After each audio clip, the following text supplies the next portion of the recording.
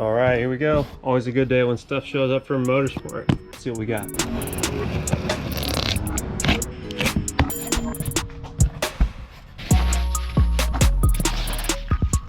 And we got another box inside the box. Why they always do that?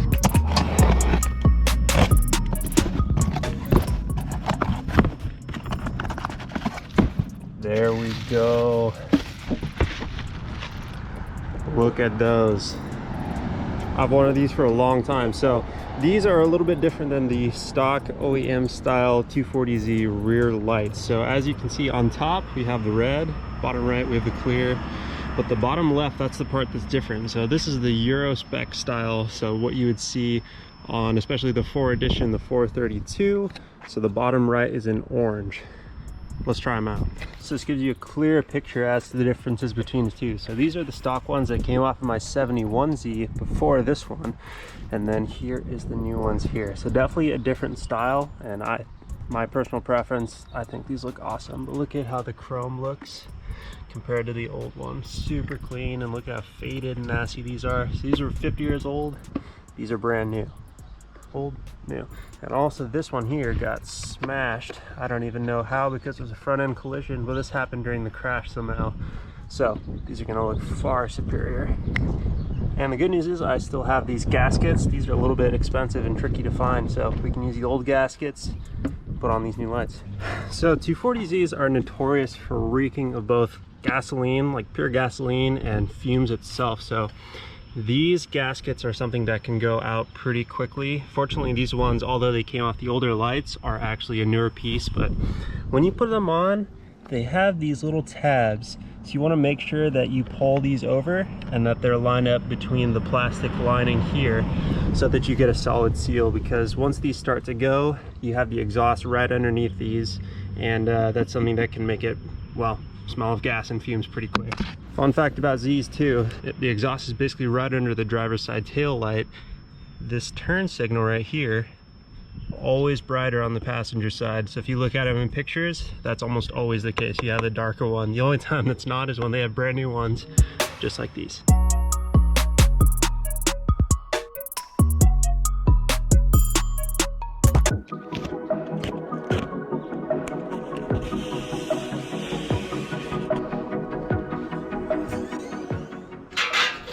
So this piece goes right here. So you can see this is what the back valence attaches to on this upper portion here. And then this is the opening for the hatch connection there. But this piece had to come off before because it was destroyed with rust, and they only fixed this part here. So I had to order this fresh panel. So this has to get welded on, and then we can put on the rear portion next to the taillights. All right, we got the car at the shop here. Let's go see what kind of damage Max has done.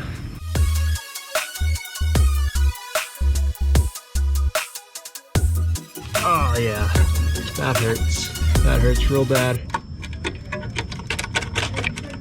This is gonna be a bit more expensive than I had originally planned. So the plan now is they actually make this panel, so we already have those, but this rocker panel, there's an inner and an outer piece. You can order both of them, so that's the plan. I mean, we haven't opened it up yet, but if it looks like that, I have a pretty good idea that this is gonna be trash as well. So we're gonna order this, and we'll follow up on this car soon.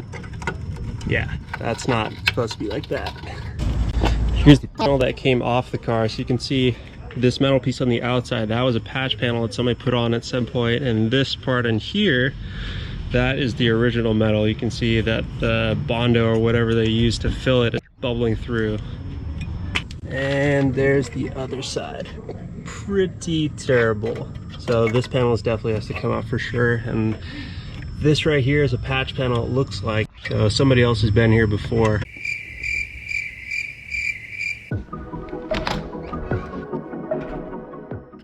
Another week, another box from Motorsport.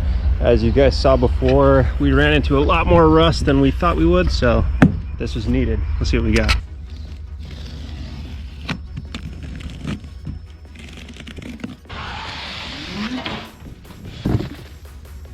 obviously more POR 15. This stuff is awesome. You can put it right over rust itself, although I don't recommend it, but it'll stop rust in its spot and it won't expand any more from where it is. Over here, we got the new rocker panels. So this right here is basically the bottom side of the car, what goes underneath the door, and no rust. And then right here we have the rocker panel for both sides. As you saw in the previous video, these are pretty destroyed on the car, so this is gonna make a huge difference. It is a unibody, so these are structural pieces, so we couldn't do anything until we got this done. The Z is back home, as you can see. It was a pretty sketchy drive. There's no belts, this thing is barely legal, and it's so loud in every single way. But let's look at under the side. So as I was looking at it more, I mean, obviously this is bad and it's got to come out, but let's see if we can tell from the camera. If you look deep inside there, the rust really isn't too bad. So I'm hoping we're still gonna replace these inner and outer rockers and make sure that's 100%, but I don't think it's as bad as, definitely this is the worst of it right here. Oh, it's so bad. Let's move on to the back though. This is what it was getting worked on while the car was gone. Ta-da! Got the brand new panel right here. So this part basically, as you saw, there's a panel that goes underneath this, but what this is for is to close the gap between the hatch and this base here, but also to make sure that the valance that goes on this part around the rear tail lights has something to hang on to. So it clips into this, clips underneath, and then I need to drill out some holes on top, but this is much cleaner. If you saw where this car came from, this part was completely destroyed and gone, so much better. All right guys, that's it for this week. As you saw, there's a ton of rust and we got the new parts in, so next video we're definitely going to be cutting up this car and getting to the root cause of it.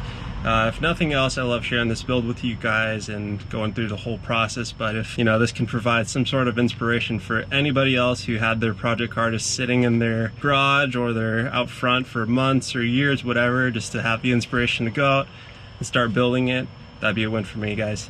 Thanks for watching and subscribing. We'll see you next week.